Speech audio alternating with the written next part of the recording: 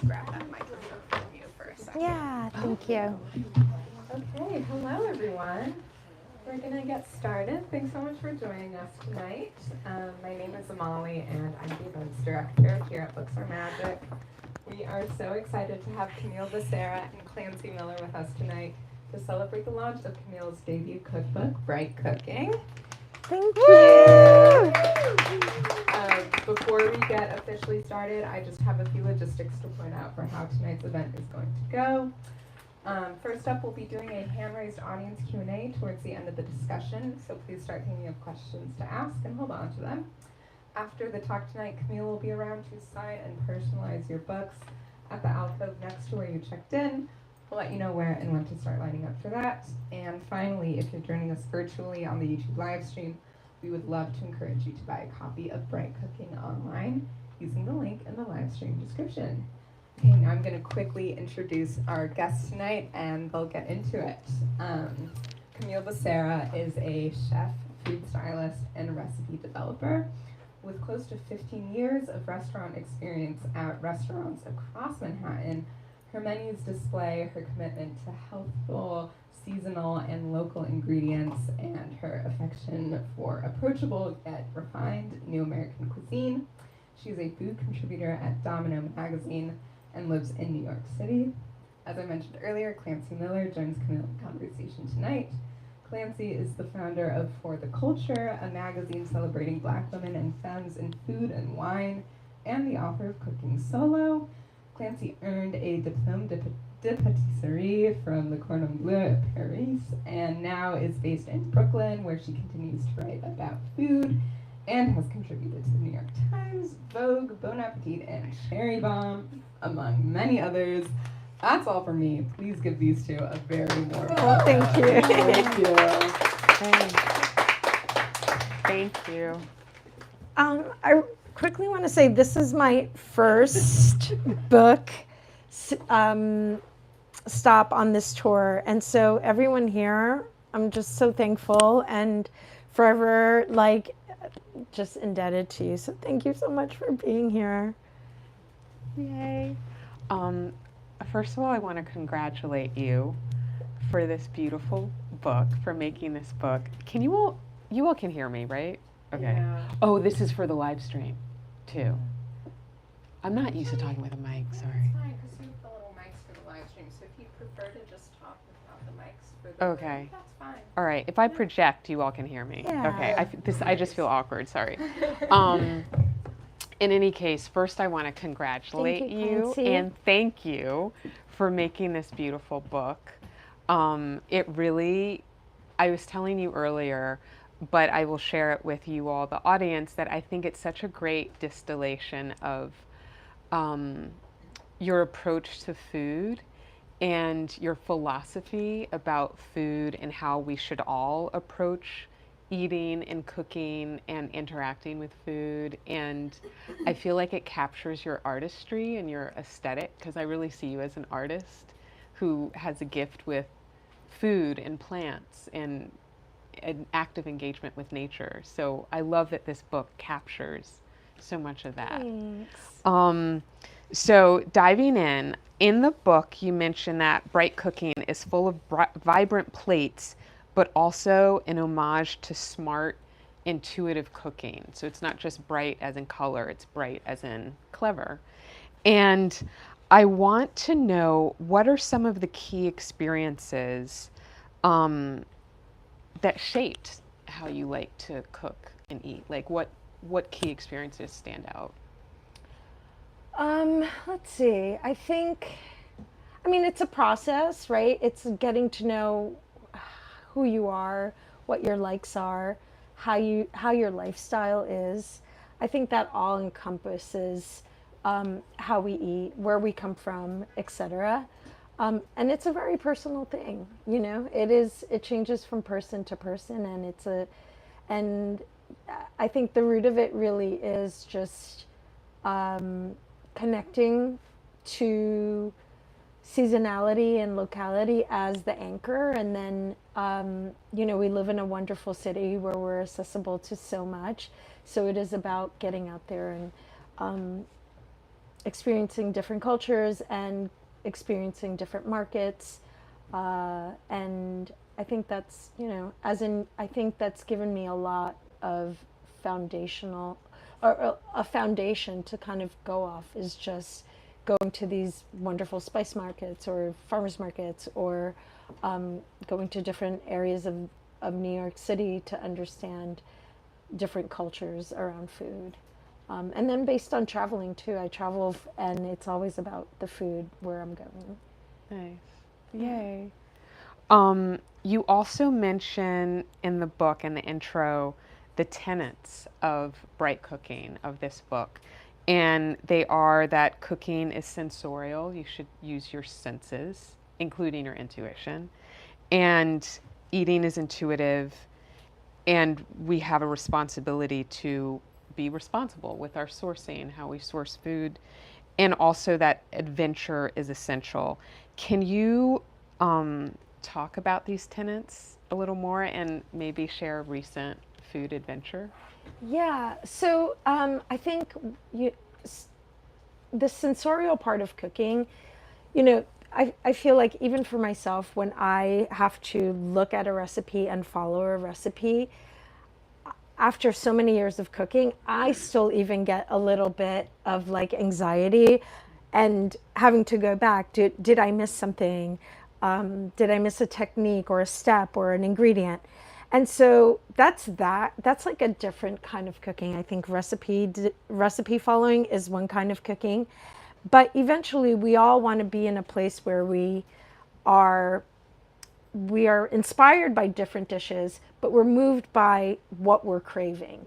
And so if we're in a position where we're understanding what our body needs as it's craving something, then and we're comfortable with cooking and understand our pantry and we can pull and then that's a whole different kind of cooking. You're more in tune with your senses. And I think that with this book, it was really about inspiring people to not necessarily follow recipes and go to a market with all the ingredients that you need, but also give people a freedom to go to the market, understand what they're connecting to or attracted to, and take it home and use some of these sauces or flourishes to really just develop dishes that you hunger for on its own.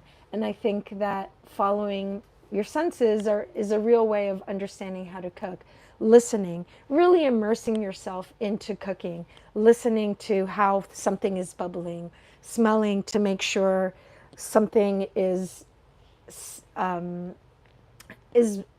at its pace, cooking and developing flavor.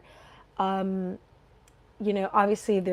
you're always watching it, you're always touching to see the readiness of certain things. And then after, you've kind of connected with all your senses, there is that instinctual nature that comes out when you're just cooking and you're cooking for yourself and you're really just kind of flowing, freestyling. And that's, I think, a big part of this book. I really wanted people to, yes, there's recipes and things like that, but I want people to just kind of feel free enough at times to just go with what they found at the market and bring it home and feel inspired and sort of like supported to just do their own thing. Nice. Which is why the first part of the book is really all about flourishes and sauces, and so that you always have those elements, so that when you come home with this, beautiful, these greens that you saw at the market, like, so that you can just kind of put it together at your own pace. Totally. I like, you have a great line within the intro in the elements section talking about pantry prep, and that it should be, there should be a beautiful pantry of flourishes. And do you think, I feel like that helps to make it less intimidating, to make a meal? Like you have some special bits that are already kind of prepared. Do you, like, are there favorite flourishes that you have in your home? Like, or that you started out with? Like, you now have an entire repertoire based on decades of cooking, but was there a Yeah. starting point or a starting? No, I mean, I think that it evolves always. I think like right now, especially in the summer, the idea of just like having all these beautiful vegetables and just simply steaming them with like really high quality sesame oil at the end and a little like a gamasio, a sesame condiment. Like that's, I always have that, or I always have a great olive oil and really beautiful salt. So like my thought really is when I get home, if I'm too tired to cook, I can always just steam something or bake something and then finish it off with a dust mix or a nut mix or a seed mix, having these wonderful oils, or having this like beautiful like dressing made out of walnuts and etc. So it's like always having something so that when you just want to make something that's nourishing, you have sort of this kind of crew ready to like help you finish off this dish. Nice.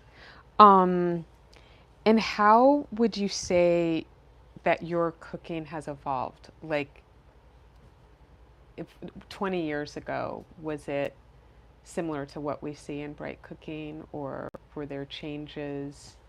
Yeah, no. 20 years ago, I mean, you know, I was a young chef at the time. I think food trends always, I mean, food trends go so fast. So I was always connected to like sort of vegetable forward dishes. That's always been sort of the like a big foundation of mine. Just that's always been. I kind of came. Had a big like hippie era in my 20s, and so I always kind of had that. But it's evolved. I mean, I think anyone in their craft, when they do it long enough, you get comfortable in your craft, and then you're able to sort of experiment and do it smartly and not. You know, I see a lot of young chefs, they just put so many ingredients into a dish and so many, and you know, slowly you understand that like it's really not about just adding everything. It's about like finding these smart combinations. Um, the other thing that you talk about often in this book is our responsibility and food and stewardship of the land. And I just wanted to know, what does that look like to you in terms of the larger food system, how we can best participate in it for our own well-being and for our families, and also kind of for stewardship of the earth? Right. What does that look like to you? Yeah. So I think it's our responsibility, everyone, to shop the markets. I think connecting with the farmers markets in your area not only connects you to seasonality and this sort of like beautiful play with nature. I think like as Americans, we are a little bit spoiled. We want cherries every month of the year. We want berries every month of the year. And there is something beautiful about really just waiting for that perfect cherry to come into season. As well, your body's digesting things that are grown in your climate a lot better. It's not traveling, so you still have more vital energy within those products. But I definitely think it's our responsibility to continue building that foundation. Yeah, it is a bit more expensive to shop at the markets, but it's our responsibility to keep building this system where we're not reliant on supermarket fast food, fast or factory farming, because first of all, we're losing a lot of flavor, and it's been known that flavor, the more something has flavor, the more nutrition it generally has as well. So it's important for us, I think, to really like protect our food systems so that we're not only for us, because we do get something out of it, we are connecting with nature in a way, and it does become kind of spiritual. Not it you're connecting with nature in a way that it really does feel very sort of spiritual at times, and you're healthier from it. But in the long run, it is better for our environment and for our earth, and I just think it's our birthright to get the most flavorful, ambrosial food that is available. And so protecting that and paying a little bit more for that in order to build a foundation for generations to come, I think is so important. Do you think, that being said, do you think it's possible to do any bright cooking from supermarkets? Like, is that possible, or Sure. yeah, I or think, how? I mean, I think we should really just, I mean, it's very easy to see where food comes from. So I think, like, as Americans, we should buy our food from America, food that's grown in America. I think America should be able to sustain itself within healthful food. So yeah, I mean, we all shop the market at the supermarket. Like, that's our culture. We have that, and it's accessible, and we do it, and it's easy. I'm at the supermarket all the time, but I do generally shop for my vegetables at the market. Clearly, I live in New York City. In the winter, it's harder to do. So I'm more conscious of, like, in the winter, getting things that maybe come from the Caribbean or Florida, things that are closer to me. I think that's important. I think just the act of just going to the market and seeing that where your vegetables are coming is a surprising thing. Can you walk me through, we're in the height of summer, gorgeous produce, what you do for the long term when you go to the market now, in terms of the overabundance of whatever it is you may see in terms of preparing Yeah. for the colder Well, months? I mean, I'm a chef that lives in the city, so I don't have a lot of time. So I'm not coming from a situation where I'm like a homesteader or anything. But when I go to the market, I do buy in quantity. And the berries that I don't use, I freeze, and they freeze so well. And this way I don't have to buy frozen strawberries or berries in the winter from, I don't know, someplace very far away in the frozen section. I do get beans, and I dry the beans. Anything that I'm very much into freezing and drying. And then, when time comes, then if I don't have time to take those berries and make a jam out of them because they're kind of going out of their stage, I'll freeze them, and then in the wintertime, pull them and make a jam there.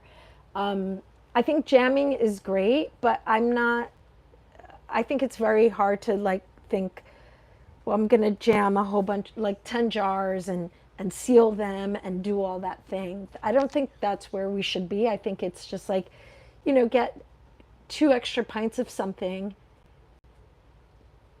cook them down, put them in your fridge. If you don't, and if you want some for I mean, jamming is very easy. You just put a little bit of sugar, a little bit of salt, a little bit, and you just let it go, and you put it in a jar. Like, I think sometimes we are so connected to these, like, big ideas of, like, these big projects, and it doesn't have to be like that, So I do like to freeze a lot, and I do like to dry whatever I can. But I freeze vegetables as well. There's something really delicious about, freezing a bunch of spinach and then adding it to a stew during the winter. Yeah. Yay. Let's see, can we talk about food costs? Yeah. and how that can be, especially now, I feel like maybe over the past few years, food costs have seemed glaringly high. Yeah. What are some of the, what do you think it takes? What kind of sacrifices are necessary to eat with intentionality, to cook thoughtfully, to be mindful of the state of the earth right now? Like, what should we be keeping in mind? How do you approach cost and sacrifices? Like, what does that look like to you? Yeah, so I think, I think that's why like buying in season and getting it when it's super ripe, when it's not that expensive is key. But I also don't question the farmers and I don't question the farmers market. I just commit to what I have to buy. And then the reality is that I don't purchase a lot of luxury. I don't have a luxurious lifestyle. And that's sort of I don't want to say sacrifice, but that's the lifestyle that I have. So, I don't question anything that I get from the farmer's market because I know that they've gone through so much process and so much care and so much love and hard work to do it.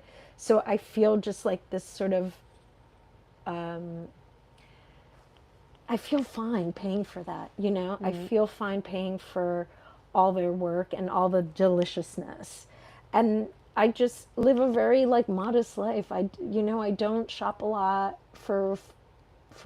but again, this is like a lifestyle that I have and it may not be for everyone, but I will say that like if you are at the market and you're buying peak stuff, it's not that expensive. It's comparable to supermarket. Okay. This is a question that Tamar Adler asked the audience on, was it Monday? Yeah. But I'm going to ask you, where are you on your food journey? Where am I on my food journey? Yeah.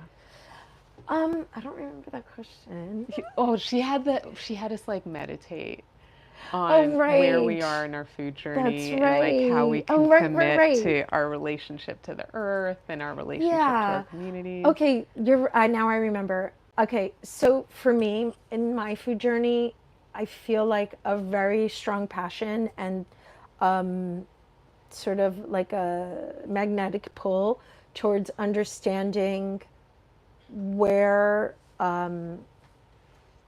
understanding like ancient ingredients and hoping that we can catch certain varietals of certain foods that may be going extinct. I think it comes from the idea that I'm a chef in New York and I'm American, but I don't have we don't have like this cultural thing that we can say like, I'm an American chef, so this is my food, unlike many other countries, Mexican, wherever. They are so connected to like what their cultural food is, and that's who they are. And as American chefs, we're always like, okay, we like this, we like that, we're gonna put a little this and so I always dream like, okay, what would have the food been like if we still had these indigenous connections? And so I'm very connected to like trying to unearth like some sort of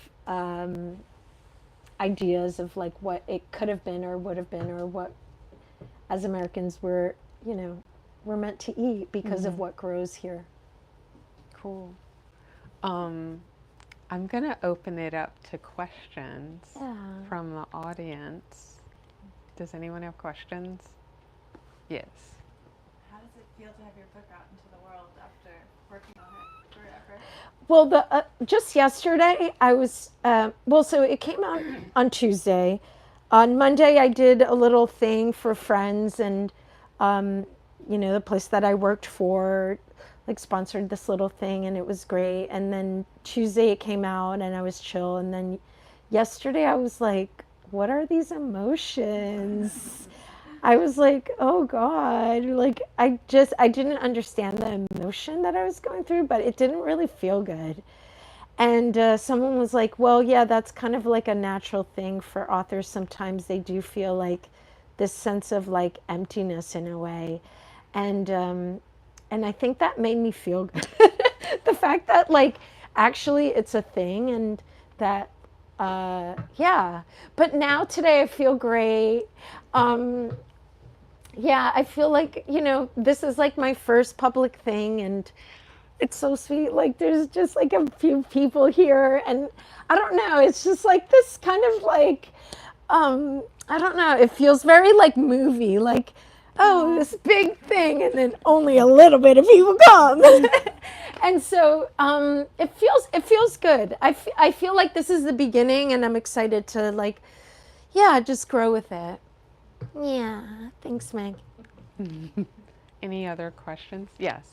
What are a couple of your favorite farmers markets in the city? Well, or in the environs of the city? Yeah, so Union Square is the second closest to me. I mean, it's big. It's where I always go. There is a Sunday market closer to me, but I go to the farmers market in Union Square because it's serious. It is.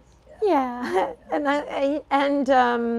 I understand what's there each day, and I'm connected to certain farms, and so yeah. That's great. Yeah. Any other questions? Yes. At what stage in your life did you decide that cooking was going to be a career for you? And I guess related to that, what's your advice for the very young in this audience on who on how and when they should think about whether career? Yeah. Well, I think I didn't know what I wanted to do when I graduated high school.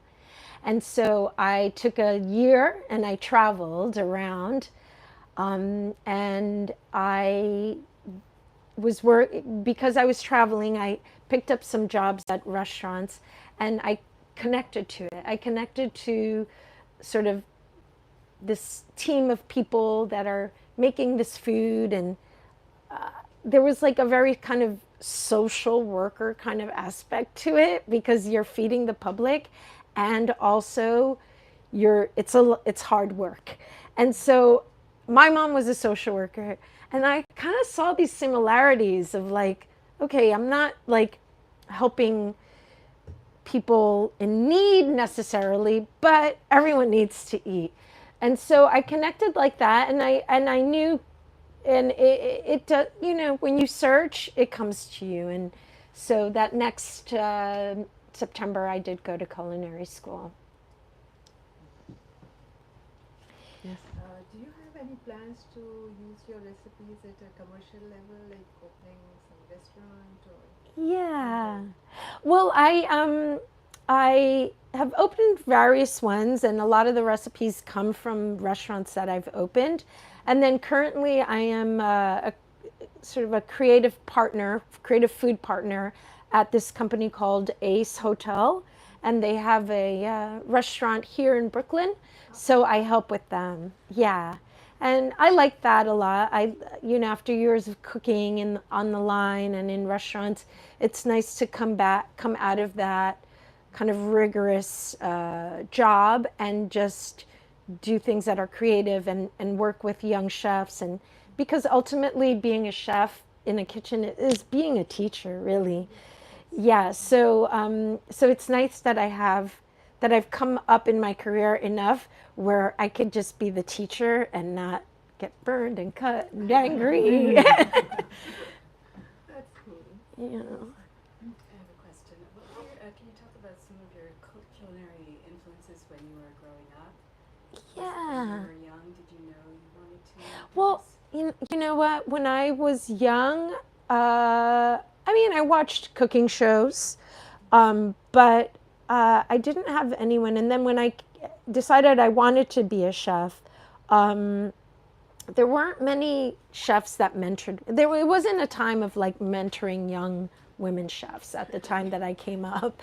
And so, but I did work for some women-led kitchens and restaurant restauratresses, as Alice Waters would say, instead of restaurateur, restauratress.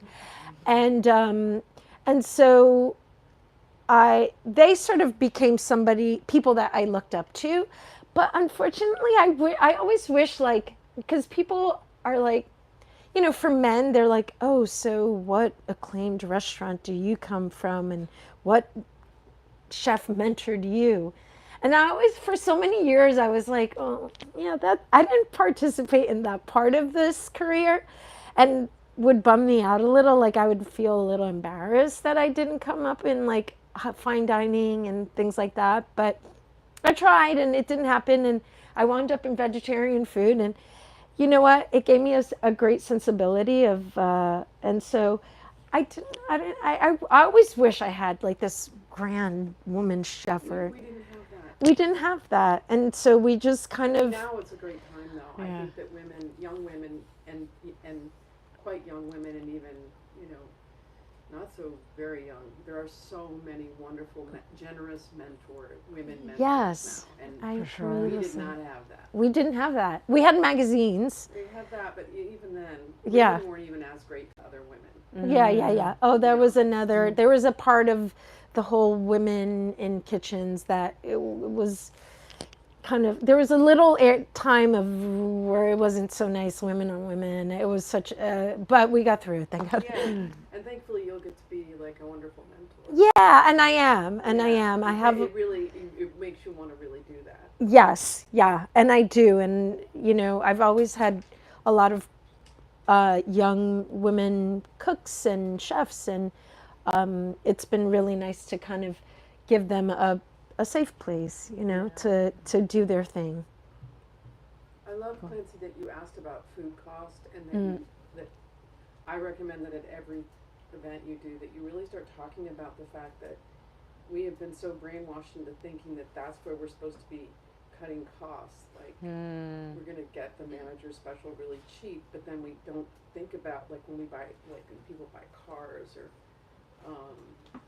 it's such a skewed way of thinking, because it is our vehicle. I mean, that's what we're feeding, and we're in such an infancy for people to really understand, your average person to understand. Because, by the way, I think it's a great time to talk about it, because the costs of food at the supermarket are insane right now. I mean, it's just bonkers, the prices, and you compare that to the farmer's market, where, as you say, you've got like farmers growing and schlepping their food to the market. The price, it's not such a disparity now in terms of. Yeah, and that's because I think so many people paid the price that they had to pay early on to sort of like build a foundation where farmers can, so like I do see a change in pricing, and it being a little bit more manageable, not manageable, but that you can use EBT at the market.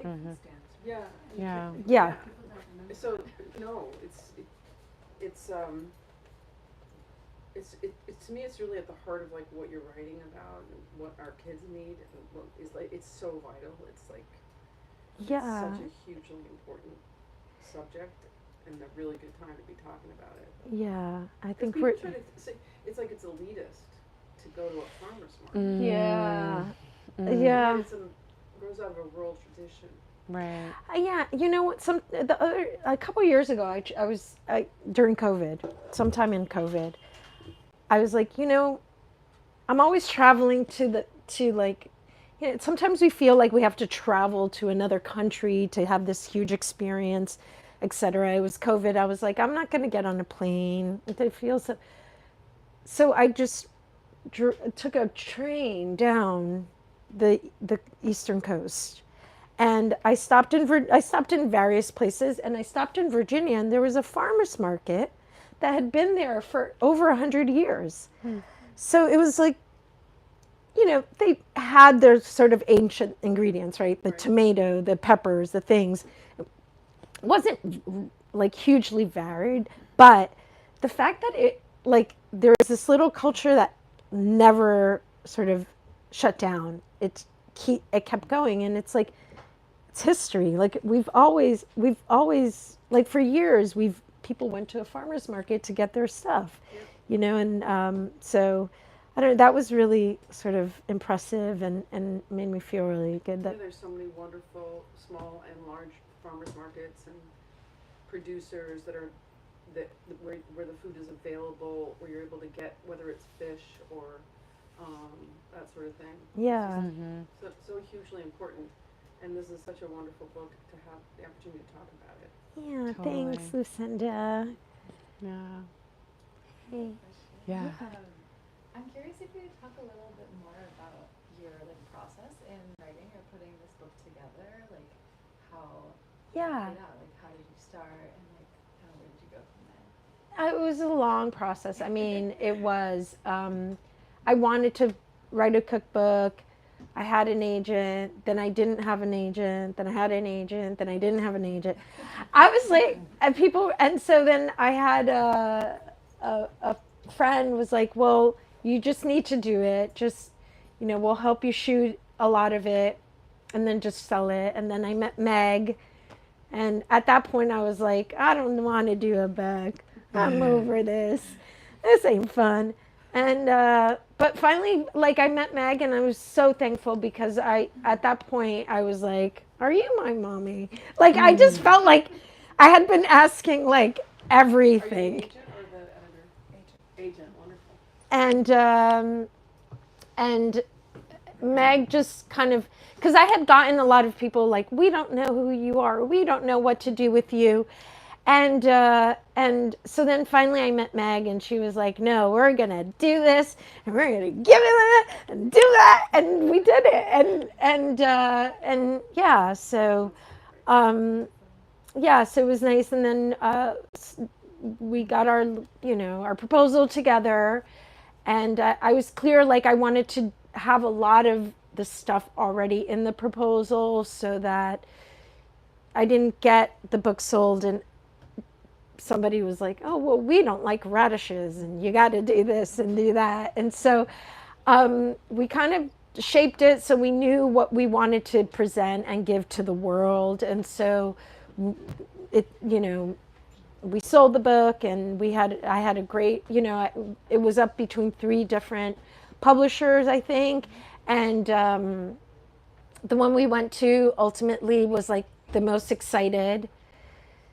You always think you always want to go with one publisher, and then that publisher was a little bit not excited, right? And then, but it's just it really is about who is the most excited about you and who's going to give you the most freedom for the most money. And it worked out, and I had a wonderful editor, and yeah. We have time for one more question. Yeah. Anyone else? Oh my gosh, you guys are so cute. I feel like it's very a movie, yeah, your big thing, only for you. And so nice just keep watching you all, I mean, it's very intimate, and I'm so thankful that you're all here. It's special. It's so special. It's very special. I know. It probably was a part of the emotions you were talking about on Tuesday. Yeah. Which is you suddenly are so vulnerable. Yeah. This train has left the station now. Yeah. And you're so vulnerable, and it's your baby. I think, yeah. And it's exciting, and it's also terrifying. It's okay, this is in the world, what will be of it? But I was telling Klancy earlier, it's not all projects that we do we're necessarily happy with, right? This is part of our career's work. We put things out, we're oh, not my best stuff, but I feel really good about this book, and so it's a beautiful book. Thank you. It's a really beautiful really book. It's so beautiful. The package is beautiful. Thank really, you. Yeah. Thanks. Well, Lucinda's a legend, first of all. I think it's so beautiful, and I just think, in the end of the day, in 10 years, you're not you're just I have this beautiful book. And forget about the promoting. I mean, yeah, we need to sell books. Yeah. We need to make more books and stuff. Yeah. But you have a beautiful package. Thank you. So, so proud to run around promoting it. Yeah. Sometimes they don't come out as nice as that one. Yeah, no, I feel very proud of it, and I feel like I accomplished everything that I wanted to. And just quickly, the book is divided into 2 sections. The first section is just all my sauces and all the things to make a dish, to make your own dish, really. Sauces, finishing, flourishes, dusts, broths, flavor pastes, all of the things that you need to have in your pantry. And then the second section is the dishes and how I apply all those elements into, so it's referential and inspirational. And it's kind of unique. Yeah, thank you. I mean, that was another thing. I wanted to have a new book, or a book that felt a little bit different. I didn't. So yeah, it's done, and I am happy with it. It's Yeah, beautiful. thank you. Yay. Yeah. Thank you all so much. Yes. And thank you. Books are magic. Books are magic. Thank you. Thank you, Klancy, for moderating. Thank you to everyone. Oh my gosh. Thank you. And thank you. You too. So, a couple reminders before we wrap up. We've got plenty of additional copies if you haven't gotten one yet, or if you want another for your friend, for your family, etc., etc. Yeah. Feel free to grab those up at the front. We also have some copies of Clancy's book, For the Culture, which is also stunning, and I highly recommend taking a look at. Camille will be around to sign and personalize your books. That's happening right where my coworker Jules is pointing to. So we're going to have you all just line up down this shelf, and she'll be there. Yay. Yeah, that's all. Let's give these two one last round of Thank applause. you. Thank you all Thank you. so much. Have a good day. Oh, so cute. We did it.